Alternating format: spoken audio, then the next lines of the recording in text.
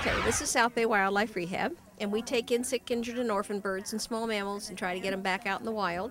These birds that you see today are all non-releasable. Something's wrong with each of them that means that they can't be released, and so they're deemed good enough temperament to handle this kind of situation. We take them to schools and community groups.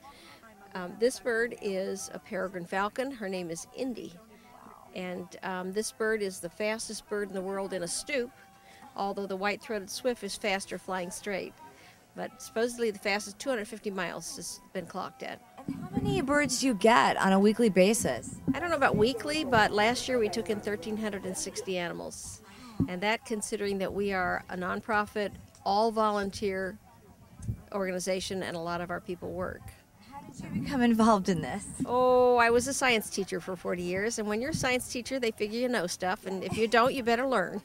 And I always liked animals, so my classroom had bones hanging from everywhere and jars of things, and I could take stuff to school as long as I didn't display it, but I would take my ed birds. It must be amazing for people to be able to see animals like this. It's so intriguing. Oh, yeah, and a lot of times people will walk by and they go, "Is it real?" Yeah. Sometimes. When I saw the owl, I thought the same thing when I saw the owl. I'm like, oh my gosh, he's moving. No, sometimes I'll say we wind them up and turn them on, but yeah. That's Jen is holding Xena. And Xena came to us having been electrocuted, hit the power lines, and lost part of her right wing. So she's not able to fly, just as Indy's not able to fly. Each of our ed birds has their own house in our house. It doesn't look like a house, but it's a big, sturdy enclosure where they can move around a lot. And these birds have handicap access. Wow. Yeah, because they can't fly. The owl behind me is Click. Click is a great horned owl.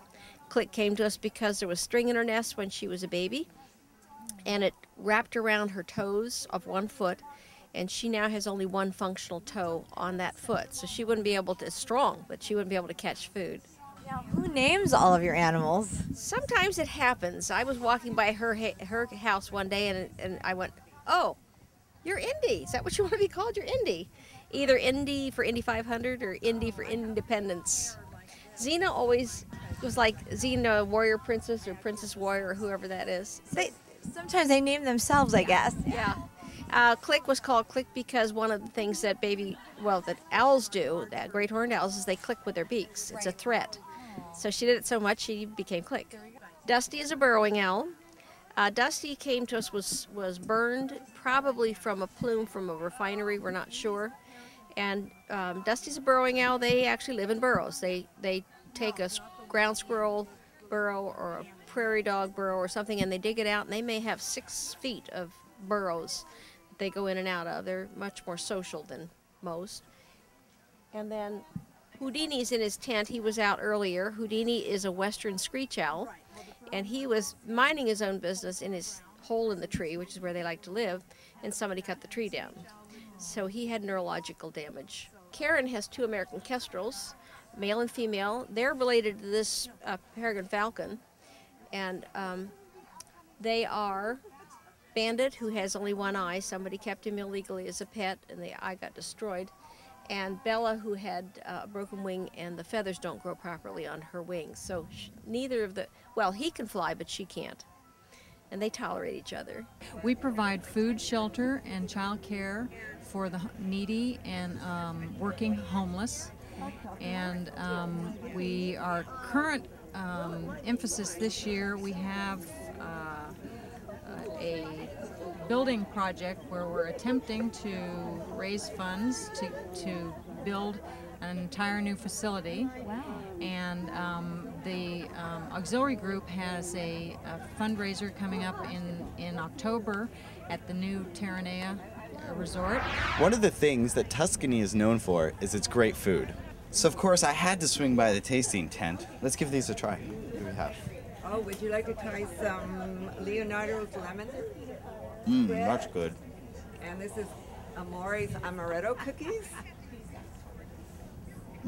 That's good. And Puccini's pear bread. I'm out of toothpicks now. Too. Oh, that's good too. That one's really good. I like that a lot. Okay. I'm in.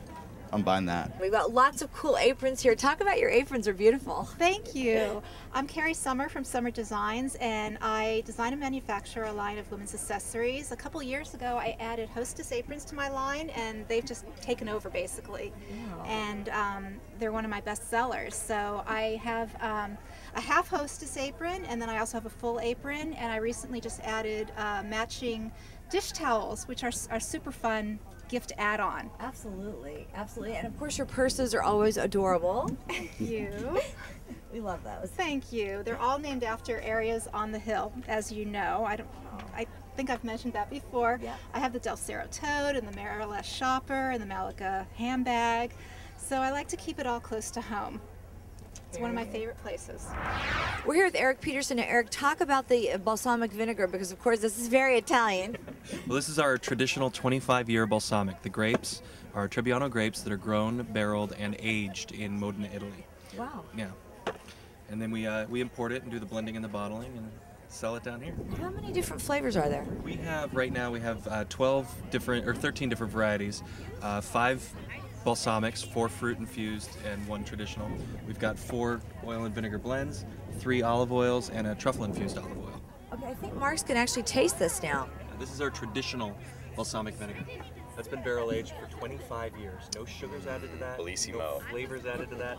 That's pure balsamic. That's the kind they talk about on cooking shows that you can just drizzle over ice cream or dip a strawberry in. Yeah. Wow. Good? I thought it was really good. It's like, is it sweet or something? Oh yeah. Oh, it's sweet. Yeah. And, when balsamic's made, the natural sugars, as it ages, the natural sugar and flavor of the grape comes through. See, a lot of the stuff people are used to as balsamic vinegar in the U.S. is wine vinegar that's been boiled with sugar, grape must, and caramel. It's not really balsamic. Wow. Yeah.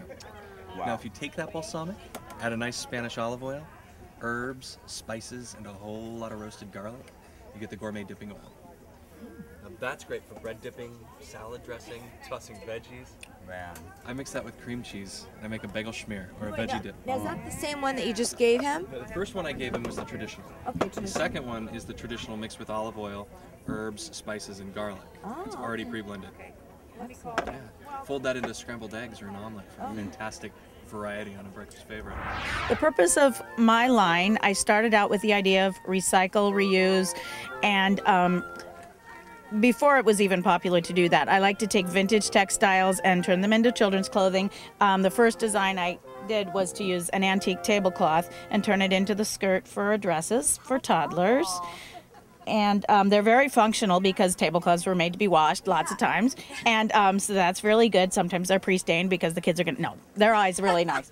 Never stained. And then I moved on to using pillowcases. These are antique pillowcases from like the 40s and 50s. They were actually hand embroidered. And then I also add vintage hankies and different things like that.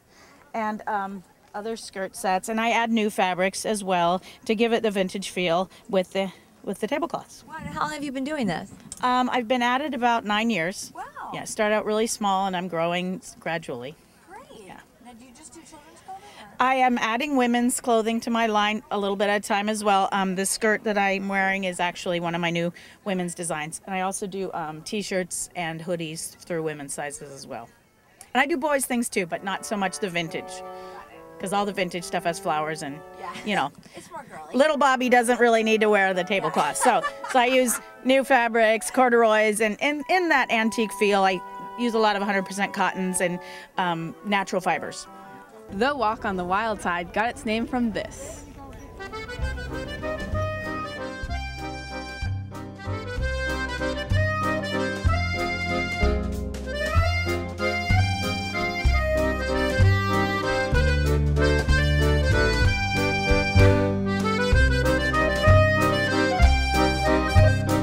Thank you so much for joining us on our very special Italian edition of Community Connection. I'm Maria Sorreo, and we will see you next time. Ciao.